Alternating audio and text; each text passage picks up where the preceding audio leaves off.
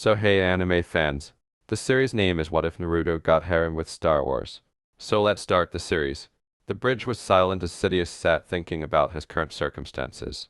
He had sensed that something dark, ancient, powerful, and more importantly evil had awakened. The feeling hung over him as he tried to use the Force to identify the cause of this incident. When he did, Sidious was immediately filled with fear as the darkness he had sensed reached out in return. It was suffocating, dense, and antagonistic. Sidious immediately stopped his action and let out a silent sigh of relief when he realized that the feeling had vanished. As he stood over the bridge with Admiral Massus Laster of the 23rd Imperial Fleet, the admiral of the fleet he was stationary in, the sudden action had confirmed his decision. Laster asked if his emperor was okay or if he needed anything, to which Sidious replied, "No, Admiral, I was just testing something with the Force." Many in the upper command were aware that the emperor used Force, unlike the Jedi they hunted, which worried them, but none of them let that change their allegiance to this man, who kept the government afloat in its most dire situation. "Admiral," a member of the bridge's crew said, attracting Laster's attention. "The captains of the Nazaro, Delro, Reger, Tiberian, Centurios, Humios, and the Orios have arrived." The admiral was handed a datapad containing the information. Before heading back to the emperor, Laster said, "Thank you, Corporal," reviewing the material. "My lord, shall we head towards the briefing room?" Laster watched as Sidious got up from his chair and walked around it to get there. As Laster followed him down the hallway that led away from the bridge, Sidious inquired, "Admiral, have all the men been informed of what we are about to partake in?" "Yes, my lord, they have been briefed over our departure away from the Empire and have been informed that from now on that all communication will strictly be maintained only between members of the fleet," Laster said. "Good, then this meeting will flow smoothly. We have a lot to get done, Admiral, and time is of the essence," Sidious said. The Admiral nodded in agreement and accompanied his Emperor to the briefing room, where the 7 fleet captains, ISB General Adendone, Tactical Coordinator Roland Latimer, and Army Commander Siloam Vash were waiting for them. They were all seated around a round table in positions that corresponded to their respective ranks. After the Emperor took his seat, the other officials took theirs and faced Sidious, waiting for the details of their current voyage. All of the men in the room stood in attention as Sidious entered the room, followed by Admiral Laster, who took his seat, which was positioned so that he could see everyone in the room and faced the exit, ensuring that no one entered or left without his notice. "I'm sure that everyone in attendance is curious as to why we are leaving the Empire at this pivotal moment in time," Sidious began, noting the tiny indications that supported his assertion. "The rebellion is on the rise with the successful acquisition of the Death Star plans from Scarif. However, Lord Vader has informed me that he is in pursuit of the rebel traitors and will reacquire the plans personally. However, this transgression is not the reason for this voyage." All of the officers became intrigued. Initially, some believed that this journey was partly a reaction to the unexpected rebel invasion, and that Sidious wanted to isolate himself in order to think clearly about how he would handle that issue, as he had done previously. "I have sensed an awakening in the Force," Sidious said, and the grimness in his voice made some of the younger officers feel cold. The older men, on the other hand, remained stern. "Upon realizing this sudden event, I attempted to locate it through the Force, but what I felt was ominous, to be blunt. This occurrence is something that hasn't been sensed before, as I have searched through the archives of the Jedi Temple and Sith artifacts to determine the cause, but there was no meaning derived from any of them," Sidious said. "My lord, are you sure that this anomaly is something that requires your personal attention? Surely the Inquisitors or Imperial agents could go and determine what the source is," expressed Talvin Midas, the captain of the Nazaro, who was unsure of what to make of the situation. Sidious calmly said, "I assure you, Captain, that this requires my direct attention. Had it not, we wouldn't be sitting here," as Captain Midas ducked back into his chair, unwilling to offer any more queries. As the tactical coordinator, Roland took his responsibility to make sure the fleet and its supplies were as efficient as possible for this mission. "How long will we be gone for, my lord?" "If it is an unspecified amount of time, we must begin preparations to ration our supplies carefully," Roland asked. Sidious said, "As far as I can tell, it will remain unknown until I can further train myself to determine the exact location of this anomaly," and Roland nodded. Roland then turned on a datapad and promptly started giving orders to those in charge of distributing supplies and anybody else directly under his supervision, as they all assumed. "Sir," a voice called out, drawing Sidious's attention. He turned to face another captain, Grim Barca, the captain of the Humios. Barca was probably the youngest person seated at the table, only in his 30s, making him significantly younger than some of the other men in the room. But his abilities and military achievements gained him a position as a captain of his own ship. As far as we can tell, this voyage will be for an unknown amount of time, but considering this what of your absence, before long it will be noticed and this rebellion could gain support, Sidious said. It is true that if my absence was revealed, that entire systems that are being suppressed by imperial martial law will surely rebel and the entire galaxy could erupt into a large and violent civil war, but I have already thought ahead of this matter, Sidious said in response to a serious question that was in some ways a demonstration of the tactical mind that was developing within the young captain. The officers became curious about the strategy their emperor had devised to stop such an event from occurring, and he used Kamina's cloning technology to create a clone to replace me in my absence. The clone will be instructed to resume command of the Empire until my return. Due in part to the problems associated with the accelerate aging system, many in the room became concerned about the dangers of letting a clone succeed Sidious.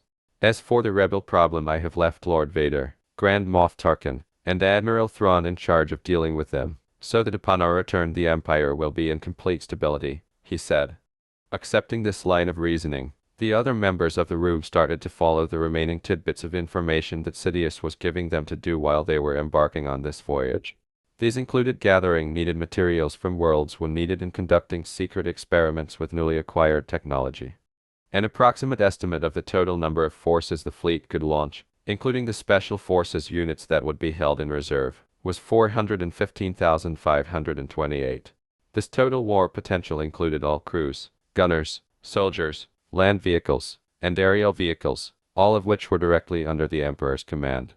A few minutes later, each captain reported that their ships were prepared for the voyage, checking with all the other officers present. When everything was ready, the admiral turned to Sidious to let him know that the fleet was ready. After the meeting ended, everyone left the room and went straight to their stations, bringing the fleet into full awareness. Sidious then returned to the bridge and waited for confirmation that all of the fleet's ships were ready. The fleet started to move into the unknown areas where something was waiting for Sidious, something he himself insisted on finding. Admiral, give the signal that as of this moment the 23rd Imperial Fleet will be voyaging into the unknown regions and that all communication with the Empire will cease, Sidious ordered. Laster, following orders, communicated the fleet the Emperor's commands. 10 Nabai. 10 years have passed since they left the Empire on their Emperor's orders and destroyed the first Death Star. 8 years have passed since the probes they left behind revealed that the rebellion was in danger following the invasion of Hoth. 6 years have passed since the second Death Star was destroyed and the vast Imperial fleet over the moon of Endor was defeated. And 5 years have passed since the Galactic Empire was ultimately defeated at the Battle of Jakku. In just 10 years, the 23rd Imperial Fleet was the only remaining Imperial force in the galaxy, with no chance of reverting to their former existence. Sidious had spent 10 years trying to figure out where the force anomalies came from, but every time he thought he was getting close, the anomalies would start resonating in other unidentified regions. As the decade went on, Sidious became increasingly dissatisfied and contemplated giving up until he learned that the rebels had defeated the Empire at Endor. Sensing the significance of the event, Sidious ordered the fleet to return to the tumbling Empire, but their return, which was only a few months away, was thrown aside once the rebels defeated what few Imperial forces at Jakku, forcing the fleet to return to the unknown regions for preservation. The fleet faced many difficulties over the last 10 years. Their remaining supplies were spoiled halfway through the 6th year due to system malfunctions caused by maintenance issues, so there was no food to distribute for a while. Fortunately, Sidious was able to sharpen his men's minds, and eventually they found Thrawn, who had previously fled into the unknown regions before the Empire was ultimately defeated by a tangent of Imperial forces. Thrawn was shocked to discover that his Emperor was still alive. Thrawn helped Sidious get his fleet restocked and repaired while guiding the 23rd Fleet and the remaining Imperial forces to the Chiss homeworld. When Sidious asked if he was still loyal, Thrawn replied that he still thought Sidious was a valuable asset to his people despite the loss of the Empire. When asked why the Emperor had embarked on a quest in the unknown region, Sidious responded that his current objective was to find something, to which he asked Thrawn for the mapping his people had of the area. Before departing, Sidious asked Thrawn if he wanted to continue leading the remaining Imperial forces. Adamant, Thrawn replied that, in his opinion, It would be best for the time being if most of them stayed with the Emperor and the rest stayed to guard the Chiss ascendancy, provided Sidious gave his approval, which he did. After the meeting, the 23rd Imperial Fleet was renamed the Imperial Sovereignty First Grand Fleet, which included 9 Imperial Lit-class Star Destroyers and 8 Imperial Light-class Star Destroyers. Taking into account his losses, Sidious decided to continue his search for 2 more years, ending in a bitter admission that he was unable to identify the cause of the awakening. Instead, it was decided that Sidious would allow the Force to lead him to a location where he could rebuild his empire. For a year and a half, they surveyed and explored hundreds of worlds before the Force again approached him. Something was grabbing his attention, and it wasn't the anomaly. Rather, it was as though the Force was whispering to him. The fleet was instructed to follow it, and soon after, Sidious was looking off the bridge at a bright blue planet below him. The planet's readings told him that there was life below, isolated life.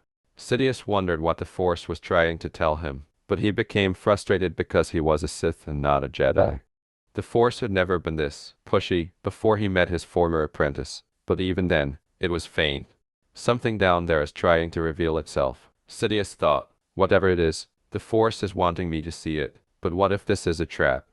Sidious was no fool. He had easily deceived the Jedi by hiding in plain sight, preventing them from anticipating events that could have easily altered the galaxy's destiny.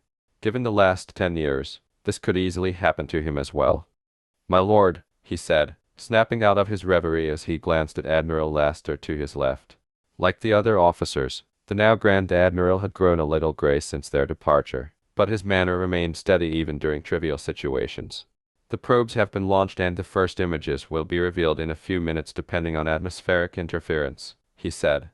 Sidious said simply, "Very well," before he went back to thinking about the previous 10 years and everything that had happened up to the point. He kept thinking about plans that might be feasible if this planet had something that he had been considering in the back of his mind, but he had to first see what this planet held. Sidious patiently awaited the images of the planet below, and when they did, his curiosity was piqued. The planet beneath them was a place of strangeness and conflict, full of people whose acrobatic skills rivaled those of Force wielders and creatures of immense power. The entire world was chaotic and nonsensical in many ways compared to the rest of the galaxy, but Sidious couldn't take his eyes off it. As Sidious continued to observe the monitors, he noticed indications of ongoing and political conflicts. Reaching out to the Force, Sidious understood why this planet was so peculiar. "A Force nexus," Sidious said, eliciting a glance from Admiral Laster. "Interesting, to think that an entire planet would be the center of such a unique Force nexus, hidden away in the unknown region," he said. Curiosity and a sense of mystery were what brought Sidious to this planet, and he was going to discover what it was. He walked to the front of the bridge and looked at the planet again as he felt the Force pulling him to go down.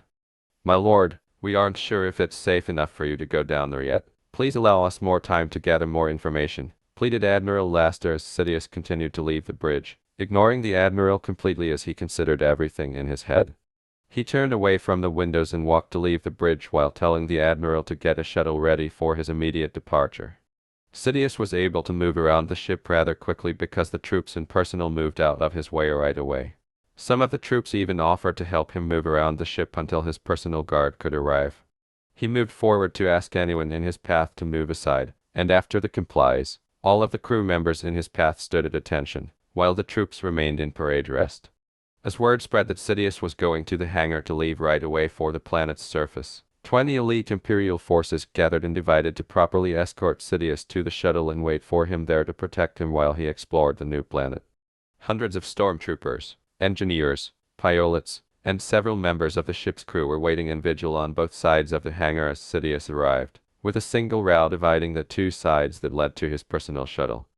"My lord, the preparations have been completed. In response to the hastiness of this assignment, I have decided to accompany you on your trip below to ensure the proper security measures necessary to protect you," said Commander Vash, bowing his head to his Emperor as he strode across the hangar towards his ship. He was wearing white, black, and gold armor, and 10 elite stormtroopers were standing in attention behind him, dressed in their black armor and guns in parade rest, creating a tunnel for Sidious to enter the ship. Sidious said, "Very good, Commander. We shall depart immediately," as he entered his special shuttle and was escorted by the elite troops. "You heard the Emperor. Move. We're leaving now," Commander Vash ordered, looking at the remaining Imperial Special Forces. The troopers hurried into the shuttle and took their seats, and then he passed his troops to the front of the shuttle to check on Sidious. He reported that all of the troops were loaded onto the shuttle to the pilots, who nodded before closing the hatch and starting the forward thrusters. Commander Vash then went back to the back of the shuttle and stood up, placing his helmet on his head and holding onto a strap that hung from the shuttle's ceiling. In order to leave the orbital fleet, the shuttle lifted itself off the hangar bay and moved out of the hangar where the Lambda-class T-4 shuttle's extensions fell. The pilots gave the thrusters greater power, which sped the shuttle towards the planet. "My lord, the fleet is on standby. I have ordered each ship to prep a squadron of TIE fighters in case of emergency," Laster said as Sidious acknowledged. "I hope that you find what you are seeking, my lord." This was the last thing Laster said before the transmission ended, allowing Sidious to view the approaching planet and reflect. Sidious could hear Commander Vash telling the troops in the back to expect anything and be ready to engage. His thoughts then turned to a holographic projector that buzzed. The journey to the planet was lengthy as they swiftly entered the atmosphere. The approach was rocky, as was to be expected, but they soon passed the difficult portion of the descent, after which the pilots would fly around, giving Sidious a close-up look at the planet's surface. Considering how different and varied it was from the other planets in the galaxy, the terrain was unique. Depending on the region, entire ecosystems varied, frequently being divided by abrupt changes in the terrain, such as where a desert met two heavily forested and rocky mountainous regions. It seemed as though this planet had mixed and mashed parts of other planets across its surface, which is an intriguing discovery. Furthermore, Sidious was able to observe a terrible battle between two enormous beasts, each carrying a different person. Odd and perplexed as it was, Sidious simply smiled. He had never seen a world like this one, where technology was non-existent except in a few specific areas and was generally primitive. He was certain that the Force Nexus had an impact on life on this planet, so he reached out once more. He felt a vision come to him as he connected with the Force. It was a place with a huge mountain with carved faces on its side and a settlement below it, surrounded by a sea of different trees. Sidious brought himself back to reality by ordering the pilots to go in the direction the Force was directing him. Now that evening was approaching, Sidious thought more and more as he sensed that they were getting close to their destination. What could it be, I wonder?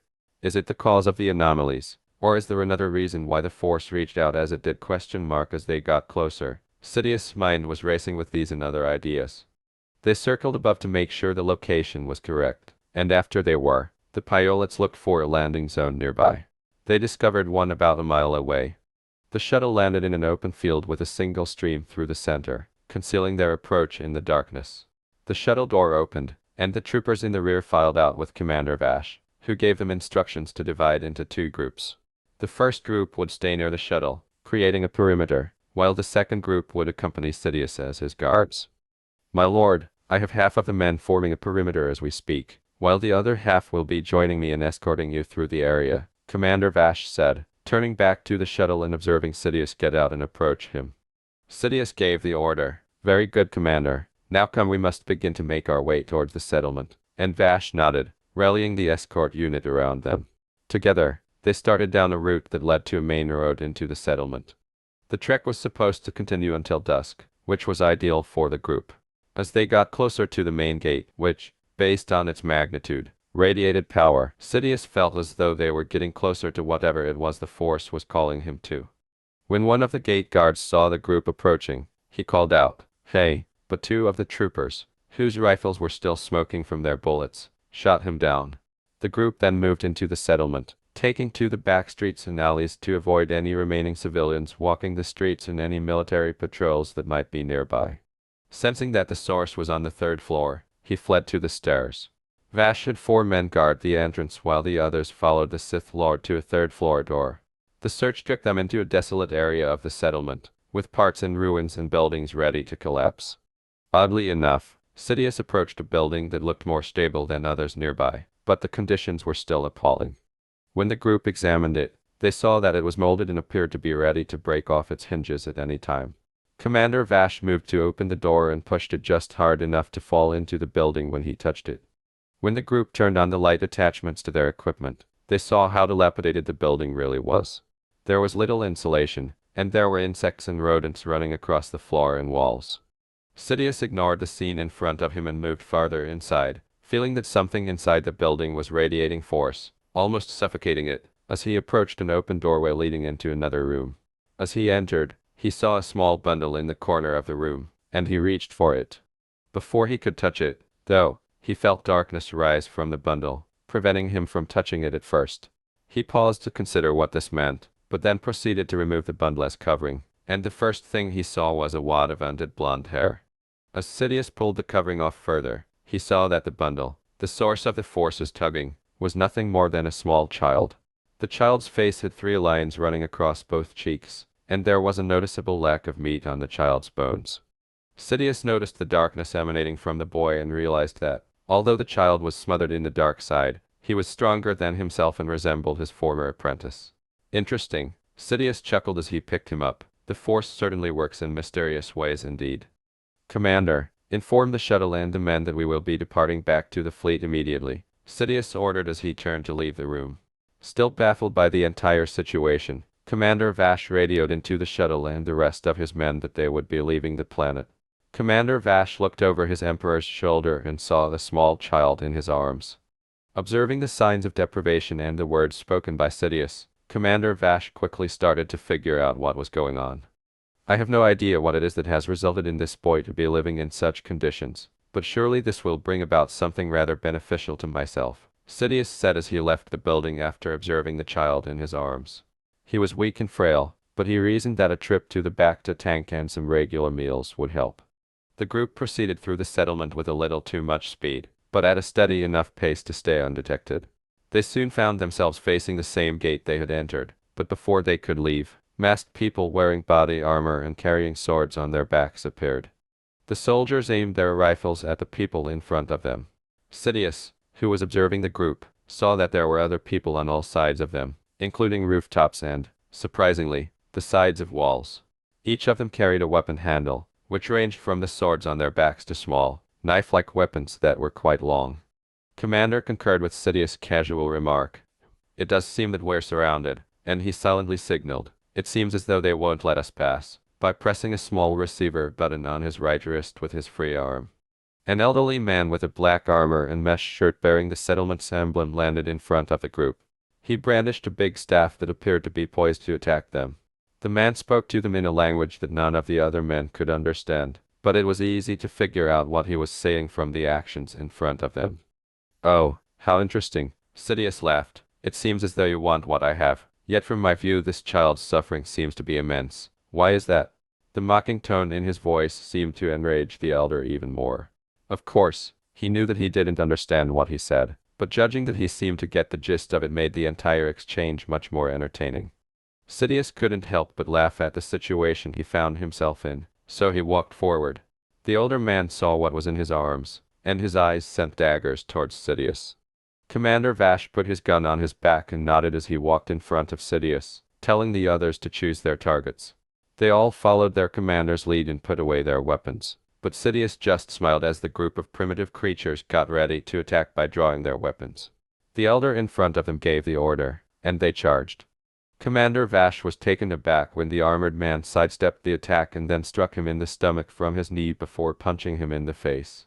The blow broke the mask and caused blood to spill from the victim's face, but Vash caught him by the arm and threw him into another advisory that attempted to hit him while he was distracted. The other soldiers handled the gang in a similar manner. Some merely used their hands to repel the attack by avoiding the attackers and then seizing them to cause them excruciating pain, or like one did, they snapped their necks, killing them. The group fought off the attackers all around them, but when they realized it was getting to be too much, they pulled out their weapons and started killing them. They were caught off guard when the energy-based weapons started to fire and decimated the enemy force, forcing many of them to seek cover. Commander Vash pulled out his rifle and started shooting at the older man, who, upon seeing this, started to avoid the gunfire. With a graceful dodge, the elderly man arrived at Commander Vash and struck him with his staff, knocking him to the ground. Vash raised his gun and shot the elder, who jumped away. As more forces emerged, those hiding behind cover moved in after researching their adversary and their unidentified weapons. The native warriors launched a fierce attack on the undermanned force that was making a valiant effort to repel them. Although their shots were successful, They were less effective than before because the warriors had learned to dodge them and were frequently just scratched by them. Commander Vash raised himself back up and faced the old man once more, putting the rifle back on his back this time but causing it to pull out a melee weapon that, when activated, extended to an arm's length. The weapon was metallic and had an electrical property to it. He watched the old man, and after seeing how he and the other members of their race moved, he was reminded of the Jedi and the Inquisitors. As he slowly repositioned his poster, Vash positioned himself with the weapon slightly drew back over his right shoulder. The old man saw this and charged quickly, bringing his weapon down on Vash, who stepped aside and swung a horizontal thrust in the man's direction. When the staff and the old man made contact with the weapon, electricity sprang through them both, and the old man leapt away. A small grappling hook was shot from the gauntlet onto the elder's ankle as he raised his left arm at him. Vash dragged him hard back down onto the ground in front of him before remembering to put the hook back inside the gauntlet. Seeing their leader in danger, Vash appeared startled and brought his weapon down his right arm, forcing the elder to dodge. Two masked warriors charged at Vash, but he dodged them by shooting his hook at one of their arms, throwing him into the other and sending him to the ground. Another tried to hit him, but he moved out of the way and tied the hook's line around the person's neck, tightening it until blood splattered from the neck before the head hit the ground. Sidious sat silently and watched as his troops used tactics similar to Vash to hold off and kill multiple enemies. He saw one trooper tie the line of his hook around an enemy and then send an electrical current through it, electrocuting the unknown warrior to death instantly and leaving only a charred corpse before the hook recoiled. He also saw one warrior attempt to cut the line of one hook, but instead he saw their weapon ripped apart as it continued to reach its intended target, acting as a grater, easily tearing away the weapon before the electrical current was sent forth, stunning the warrior. Such gory scenes were only made possible by the fact that the troopers he had protecting him were not only Imperial Special Forces but also trained Jedi killers who used Mandalorian iron in their equipment. He witnessed an intriguing scene in which one trooper gave up the use of any weapons other than their grappling hooks, using the grappling hooks on both arms like whips, lashing out and grabbing hold of people, searing them while digging into their bodies. The elder was unable to understand what was happening as he watched his warrior fall in front of him. Sidious could only assume that he was unaware of the technological differences between the two groups. However, the masked warriors soon started to retreat as they produced strange-looking knives with strange tags on the end of them. The remaining warriors made an odd gesture with one hand and threw the knives at the small group as the tags sizzled. Sidious smiled as he raised one hand in observation of this. Then, with a loud boom, a series of explosions erupted, engulfing the group. The elder, apparently taken aback, yelled at the warriors to stop, and they did. The other group was unaware that the masked warriors had limited options because they were behind the walls and there to save the young child who had been taken from his home. There was a noticeable expression of worry on the elder's face as he watched, hoping the youngster would be safe. There was a sense of silence as several nearby bystanders tried to observe what was going on but were sent away by the masked people. Many were shocked to see what was hidden behind the smoke as it cleared. The Emperor, the elite stormtroopers, and Commander Vash were all in the group, and they were not even slightly hurt by the quick explosions or the scorching of the ground beneath their feet, only a black circle of ash and soot. The masked warriors all retreated in shock, and Sidious, cackling as he lowered his arm, broke the silence. "Your primitive weapons are of no use when compared to the power of the Force," Sidious said to the elderly man. The elder appeared to have concluded that Sidious had saved the group, which pleased him, but he was spiteful nonetheless about the child in Sidious's arms. "Perhaps now that you've seen what my troops are capable of you will change your mind and allow us to leave before I have your home erased from this galaxy." Sidious emphasized the mocking tone as he became aware that the man was examining him more and more angrily. "Or do you wish to die by my hands?" Before the elder could guess what Sidious had said to him, a strange noise was heard in the wind. The Imperial group recognized the noise easily, but the primitives found it strange. Before they could guess, the walls of the settlement exploded in a blazing furious green lights that resembled the Imperial weapons but were larger rained down upon the village, igniting it into a sea of fire. 9 squadrons of TIE fighters were in the air, each circling and pelting the surface with hell. The primitives were unaware of what was happening to them, so it was like a scene of horror. Soon after, the second detachment of Imperial Special Forces began firing at them ferociously, suppressing the fire to allow the others to escape as bright lights from the night sky fell to the ground before the gateway's entrance, further shocking the primitives. When the second detachment laid suppressing fire, the group headed for the shuttle. Two troopers, however, threw signal flares on the ground on either side of the shuttle to let the squadrons know where they were. The squadrons saw the signals and circled around, bombarding the area around the gateway, allowing the Imperial group to escape. The Elder attacked halfway to the shuttle, knocking the troops behind him and raising his staff to strike Sidious from behind. It appeared for a moment that he would strike Sidious' head fatally from behind, but an unanticipated force stopped him in midair, holding him up in the air. Sidious turned to face the Elder, who saw that Sidious' hand was raised again. "Commander," Sidious said, drawing the attention of the commander in question. "Take the child and await on the shuttle with your men. I will be teaching this fool the difference between him and I," the Elder said. Vash ordered the remainder of his troops to the shuttle after removing the youngster from the ruler's arm. Those who had been knocked aside got back up and hurried past their ruler. "Ha, now that is quite unique. Let me see just how unique your kind truly is."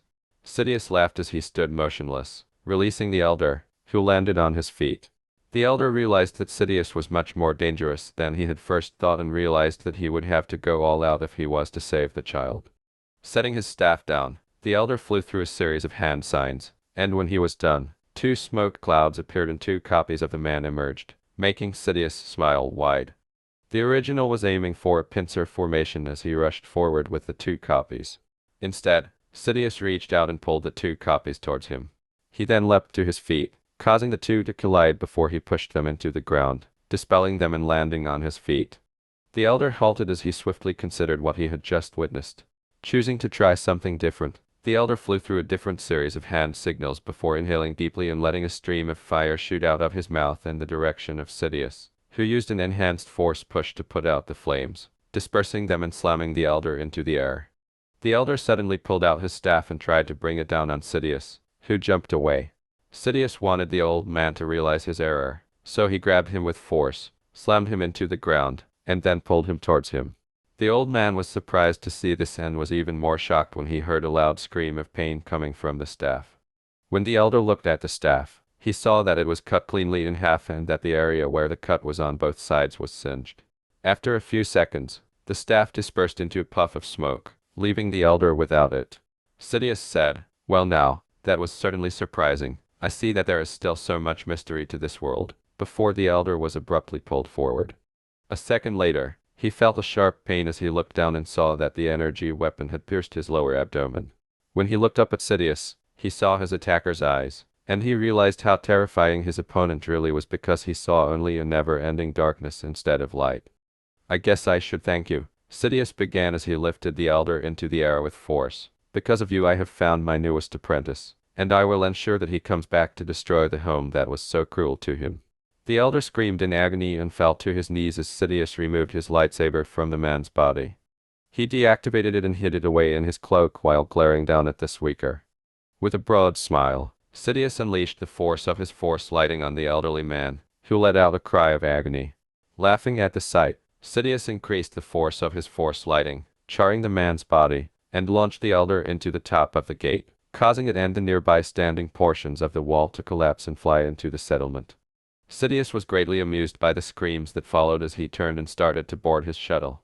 The Elder, aware that his life was coming to an end, tried to reach up towards the shuttle as his final thoughts were of the child who was now forever out of his reach. The remaining stormtroopers who were guarding it swiftly entered, and the shuttle quickly took off and headed towards the orbiting fleet with the 9 squadrons of TIE fighters escorting it. After 6 hours, when Naruto opened his eyes, he noticed that his vision was blurry due to an odd blue hue, but soon after, his vision adjusted and he realized that he was floating in liquid in something like a jar. He looked around and jumped a little as he felt a sudden shock as the liquid that he was floating in began to drain away, lowering him down until he was on the tube floor. Naruto felt a strange yet welcoming feeling of lightness throughout his body. He felt refreshed and could even say that he had never felt this good in his entire life. When all the liquid had been drained from the tube, it opened, and a strange metal appendage reached out and pulled Naruto to his feet. At first, he was barely able to stand, but when he tried to stand up all the way, he fell and was caught by another metallic appendage. "Please take it easy, sir. You have been in the back tank for several hours, and the effects of the amplified healing has restored some of your damaged muscles, but there are still several muscles that need repair, so please take it easy." The voice sounded strangely, and Naruto couldn't quite understand why. When he looked up at the source of the appendages, he realized that the being helping him was made entirely of metal and was therefore alien to him. Come, I shall assist you into your clothing and guide you to your hot meal, the metallic being said.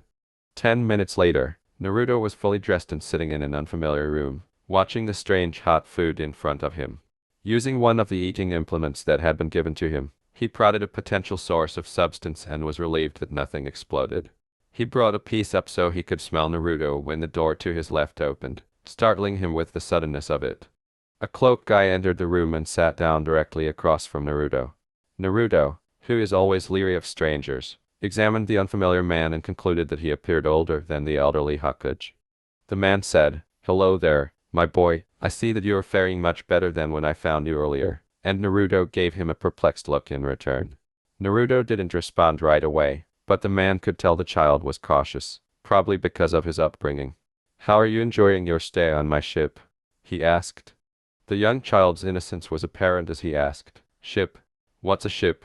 Sidious was eager to start his new preparations. "Also, where am I?" he asked. "Well, to answer your first question, a ship is a vessel used to travel a great distance with ease. And as for where you're at currently," Sidious said, getting up from his seat. "Come and I will show you," Naruto said, initially hesitating before giving in and approaching the odd old guy. As the old man pressed a button on a side panel, the wall in front of them rose, revealing a glass window that allowed him to see where they were. "And that is your homeworld," Sidious said, gesturing for Naruto to look down. "My boy, you are in the greatest sea of them, the sea of the stars, space," he said.